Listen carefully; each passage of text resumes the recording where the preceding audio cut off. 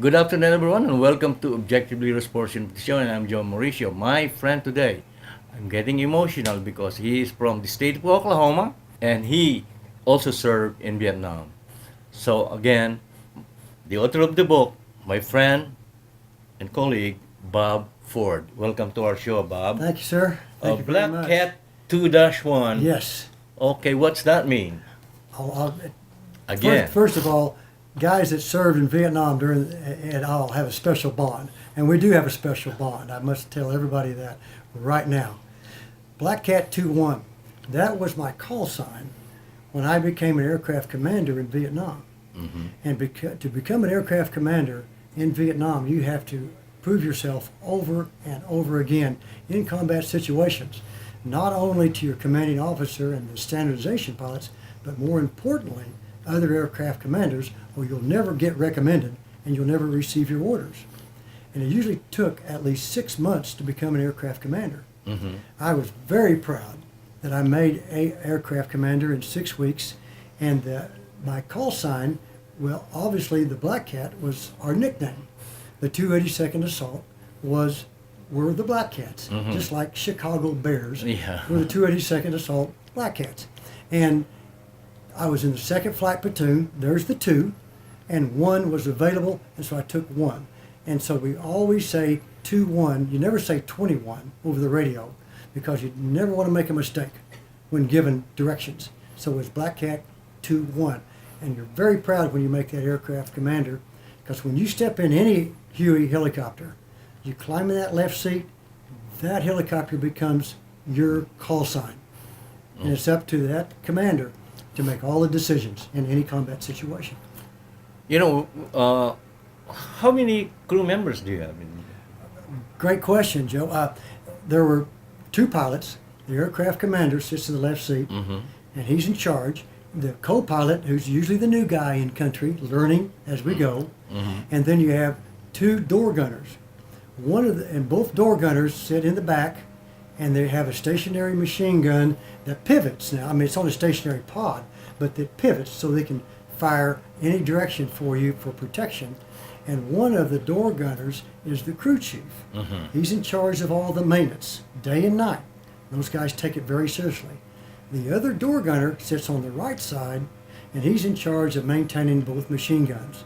And I must tell you, I never had a mechanical misfunction in all the missions I flew, and I never had a machine gun misfunction in all the missions. And we fired thousands of rounds all the time, and never did. These guys were magnificent. They were volunteers, just like myself. We all were volunteers. We were all highly motivated to serve. Yeah. Well, how did you get to that rank right away?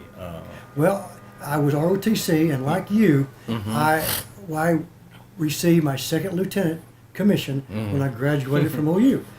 The same time, you graduate, you go over there, and you get that 2nd lieutenant bar pinned on you, a big source of pride. Now, in a war situation, promotion is usually accelerated somewhat. Mm-hmm. And so a week before I went to Vietnam, which was 1 year after training, I was promoted to 2nd lieutenant. Mm-hmm. Excuse me, the 1st lieutenant. I apologize.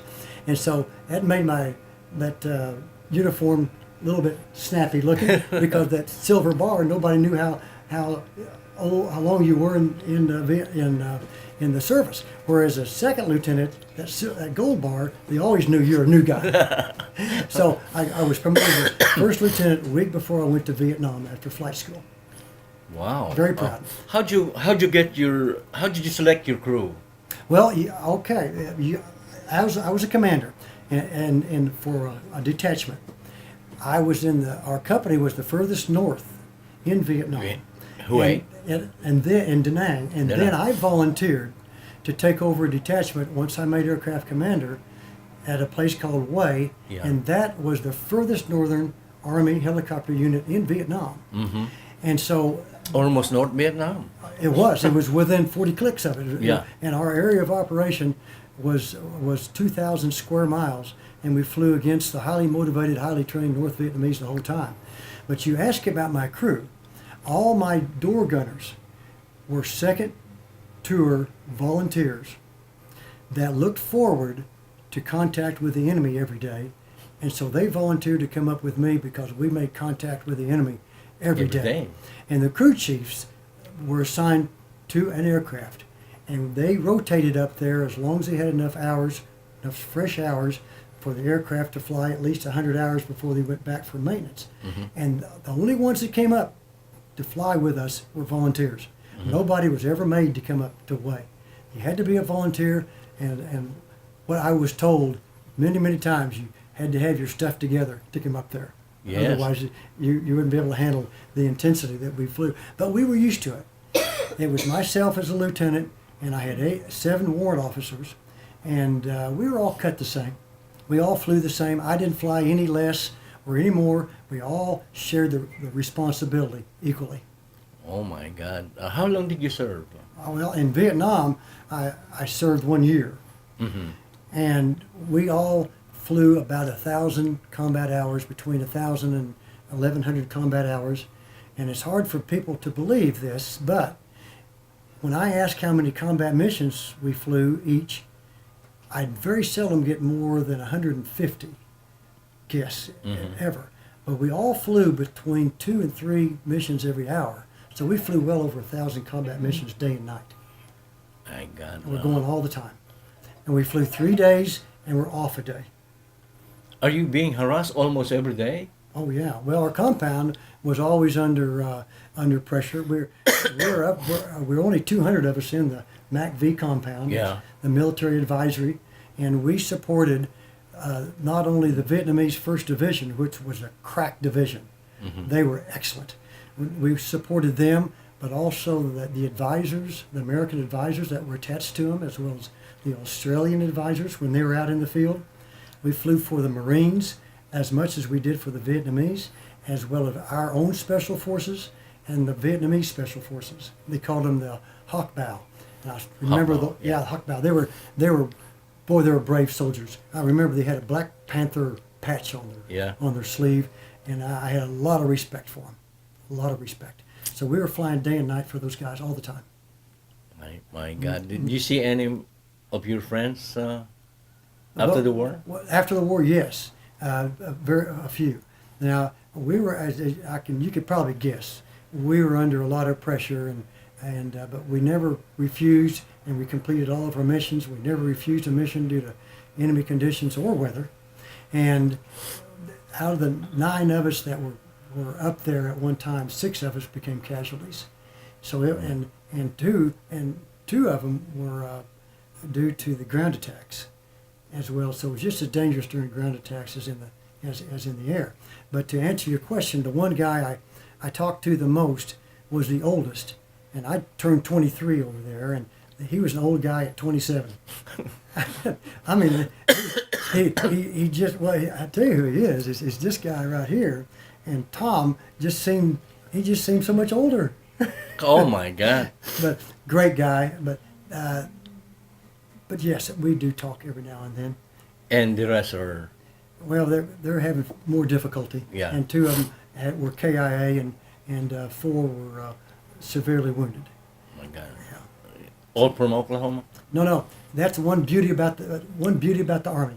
That's the melting pot, so to speak, of communication with all from California to New York, and literally, that's how we were. Mackenzie was from California, Modesto, and Dedrick was from New York, and had Arizona, myself, Oklahoma, and all over. And our door gunners, one was from Chicago, but we're all over. But we really didn't talk regional at all. We didn't talk about who you're from much. Yeah, We just that's right. Yeah. We were a unit, and we knew what we had to do every day. Yes, and after the war, what did you do? Well, when I landed, I made plans when that Boeing 707, we flew back commercially, and on a commercial aircraft, we've landed at Fort Lewis, Washington, and I promised myself right then that I wouldn't. Did you kiss the ground? No, I didn't. It was 3:00 at night, and honest, Joe, I just couldn't believe I was alive. I walked out of the aircraft, and I remember thinking, is there somebody behind me that's going to take me out? Yeah. I just couldn't believe I'd made it. And maybe I touched the ground. Yeah. But I do remember making plans before I got out of the aircraft. I told myself I'm not going to get all worked up about war protesters, those that hightail it to Canada, or those that protest or that draft dodgers. I said I'm not going to let that bother me.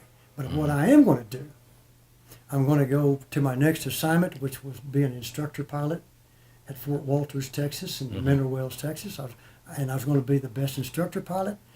I was going to hopefully have a baby and be the best dad. And I even imagined going back to work at the flour milling industry that my granddad started. Yes. And I made those plans over and over again, and I never let anything interrupt those plans, those goals.